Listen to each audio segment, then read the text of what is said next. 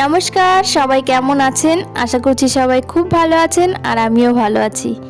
Dream life বিউটির আরও একটি নতুন ব্লগ নিয়ে চলে এসেছি। আশা রাখছি আজকের ব্লগটাও আপনাদের কাছে খুব ভালো লাগবে। গত দিনের ভিডিওটা যেখানে শেষ করেছিলাম, আজকের ভিডিওটা সেখান থেকেই আবার শুরু করছি। অনেক বড় ভিডিও হয়ে যেত, তো সেই জন্য ছোট ছোট করে দুটি পার্টে আপনাদের সঙ্গে শেয়ার করলাম। সেদিন অনেক জামা কাপড় কাচাকুচি করেছিলাম আর তারপর স্নান টান করে একদম পুজো দিয়ে একবারে চলে এসেছিলাম রান্নাঘরে। আর সেই দুপুরে রান্নাটা শুরু করেছি।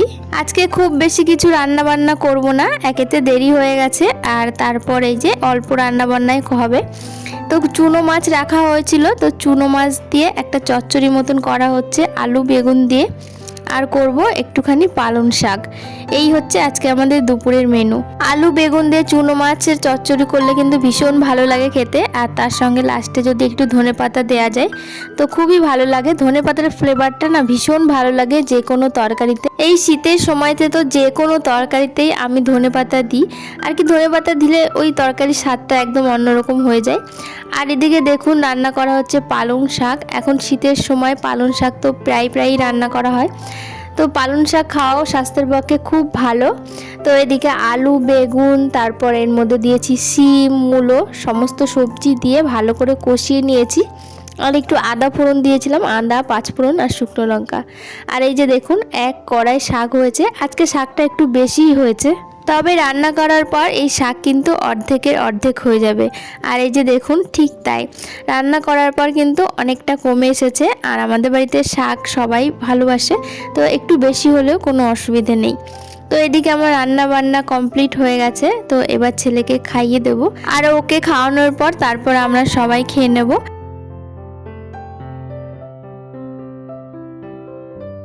দুপুরে খাওয়া দাওয়ার পর ছেলেকে আর ঘুম পাড়াতে পারলাম না, কারণ ও ঘুমোতেই চায় না। সারাদিন যদি ওকে খেলতে দেওয়া হয় তো সারাদিন খেলবে। যেদিন ঘুমোই সেদিন আমি আর কি জোর করে একটু ঘুম পাড়িয়ে দিই। তবে আজকে আর কোনো মতেই ঘুম পাড়ানো গেল না। ওর সঙ্গে খেলার জন্য অনেক বাচ্চা আসে আর ওর সঙ্গে এই যে খেলছে, আর আমি ওখানে বসে বসে ওকে একটু পাহারা দিচ্ছিলাম। আর তারপর সন্ধ্যাও হয়ে গেছে, আর আমি এদিকে সন্ধ্যা দিয়ে দিয়েছি, তুলসী তলায় একটা মোমবাতি ধরিয়ে দিয়েছি। তো এদিকে তারপর চলে আসলাম ঘরে। আর প্রচুর জামা কাপড় তো কাচাকুচি হয়েছে দুদিন ধরে। কালকের জামা কাপড় আর আজকের জামা কাপড় সব মিলে মিশিয়ে এই যে এক জায়গায় রাখলাম। এগুলো এখন এক এক করে ভাঁজ করে নেব। সন্ধ্যাবেলায় 6টা থেকে ছেলের পড়া থাকে, তো ওকে একটুখানি ওটস বানিয়ে দিয়েছিলাম দুধ দিয়ে। তো সেটা ওকে খাইয়ে দিয়ে তারপর ওকে পড়তে দিয়ে এসেছি। আর তারপর সবার জন্য চা বানিয়ে আমরা সবাই চাও খেয়ে নিয়েছি। আর এখন চলে এসেছি ঘরে জামা কাপড় ভাঁজ করার জন্য। এই 1.5 থেকে 2 ঘন্টা হাতে সময় একদম ফাঁকা, তো এই সময়টাতে নিলিবিলি আর কি জামা কাপড়গুলো ভাঁজ করে নিচ্ছি। ওই ছেলে থাকলে বা ছেলের বাবা থাকলে না আমার এই কাজগুলো হয় না। ছেলের যেদিন পড়া থাকে না সেদিনকে এই কাজগুলো আমি করতে পারি না। ওকে সামলাতে আমার টাইম চলে যায়। আর সন্ধ্যার পরে এই টাইমটা আমার কাছে একদম ফাঁকা থাকে। এই সময়ে আমি ঘরের যে কাজগুলো টুকিটাকি থাকে সেগুলো করি, যেমন এই যে জামা কাপড় ভাঁজ করা, তারপর আমার ভিডিও এডিট করা বা ভিডিওতে ভয়েস রেকর্ড করা, এগুলোই আমি করে থাকি। তো আজকে তো সেগুলো করা যাবে না, কারণ প্রচুর জামা কাপড় জমে গিয়েছে। এই জামা কাপড়গুলো যদি এখন ভাঁজ না করে রাখি বিছানার মধ্যে চেয়ারের উপর গড়াগড়ি খাবে, সেগুলো তো দেখতে একদমই ভালো লাগবে না। আর তাছাড়া যখন জামা কাপড়ের প্রয়োজন হবে তখন খুঁজে খুঁজে বেড়াতে হবে। আর সেই জন্যই এখন বসে পড়েছি জামা কাপড়গুলো ভাঁজ করে রাখতে। এখানে অনেক জামা কাপড় আছে, ভাঁজ করতে বেশ খানিকটা সময় লাগবে। তবে কাজে একবার লেগে পড়লে না সেই কাজ কমপ্লিট হয়ে যায়, কিন্তু কাজ করার আগেই না একটু মনে হয় যে কখন এগুলো ভাঁজ করব, কখন কি করে করব। আর একবার কাজে লেগে পড়লেই কিন্তু কাজটা শেষ হয়ে যায়। তো যাই হোক, এদিকে জামা কাপড়গুলো ভাঁজ করে নিই। আর আমার আগের ব্লগে কয়েকটা কমেন্ট এসেছে, তো চলুন সেই কমেন্টগুলো পড়ে নেওয়া যাক। মিতা মুখার্জি লিখেছে, প্রথমেই চলে এলাম, ফার্স্ট কমেন্ট ফার্স্ট লাইক দিয়ে ভিডিওটা দেখে নিলাম, খুব ভালো লাগলো বন্ধু। তো থ্যাংক ইউ সো মাচ বন্ধু, এভাবেই আমার পাশে থেকো বন্ধু হয়ে। আর অস্মিতা লিখেছে, খুব সুন্দর ভিডিও, লাইক দিয়ে দেখলাম, ভালো লাগলো। থ্যাংক ইউ সো মাচ, এভাবে আমার পাশে থেকো। আর পায়েল লিখেছে, খুব ভালো লাগছে তোমার ব্লগ, আজই ফার্স্ট দেখলাম, কাজ করতে করতে বেশ কয়েকটা ভিডিও আজকেই দেখে নিলাম একই দিনে। আপনারা যে আমার ভিডিও দেখছেন এবং আমার ভিডিও দেখে আপনাদের ভালো লাগছে এবং সেই ভালো লাগা থেকে যে কমেন্টগুলো করছেন, এই কমেন্টগুলো দেখে আমার ভীষণ ভালো লাগছে।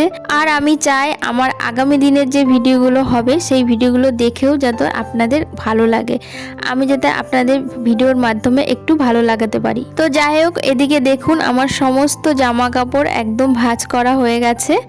আর এই পাশে 2-3টে জামা কাপড় রয়েছে, এগুলো আয়রন করতে হবে, তো সেই জন্য ওইগুলো আর ভাঁজ করে রাখলাম না। কিন্তু যেগুলো আয়রন করার প্রয়োজন নেই সেগুলো সমস্ত আমি ভাঁজ করে নিয়েছি। আর এখানে বেশিরভাগ জামা কাপড় রয়েছে আমার ছেলের। বাড়িতে বাচ্চা থাকলে জানেনই তো, সব থেকে বেশি জামা কাপড় নোংরা হয় ছেলের। আসলে দিনে 3 থেকে 4 বার তো জামা কাপড় পাল্টাতেই হয়। আর ওই 3-4 বার জামা কাপড় পাল্টালেই কিন্তু প্রচুর জামা কাপড় একসঙ্গে জড়ো হয়ে যায়। আর প্রতিদিন তো জামা কাপড় কাচতেই হয় বাচ্চা থাকলে।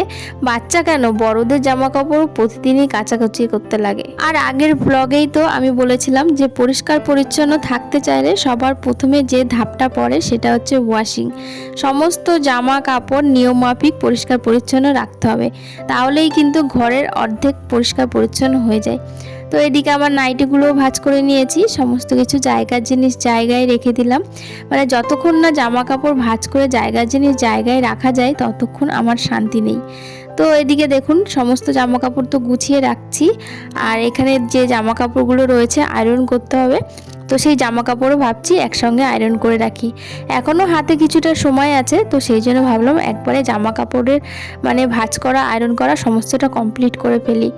আর কালকে আবার ছেলের স্কুল আছে, তো সকাল সকাল তো উঠতে হবে। ছেলের স্কুল ইউনিফর্মটা তো আয়রন করতে হবে, আর তার সাথে 2টো জামা আছে, সেই জামা দুটোও আয়রন করে ফেলি। আসলে কি বলেন তো, এই জামা দুটো না সবসময় পরার না, ঘরে তোলার জামা। তো আয়রন করে একেবারে সুন্দর করে রাখলে হঠাৎ করে কোনো অকেশন বাঁধলে তখন কিন্তু এই জামাটা পরে যেতে পারবে। নাহলে কি বলেন তো, ওই যাওয়ার সময় একেতে তাড়াহুড়ো বাঁধে, তারপর যদি আবার জামা প্যান্ট আয়রন করতে হয় তাহলে তো হয়েই গেল।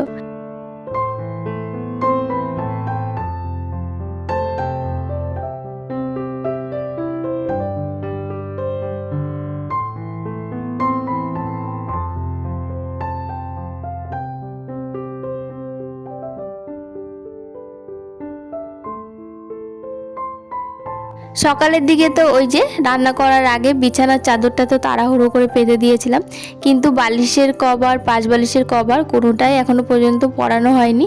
তো সন্ধ্যাবেলা করে এই পরাবো বলেই রেখে দিয়েছিলাম, কারণ এগুলো তো তাড়াহুড়ো করে করার জিনিস না, আস্তে আস্তে করতে হয়।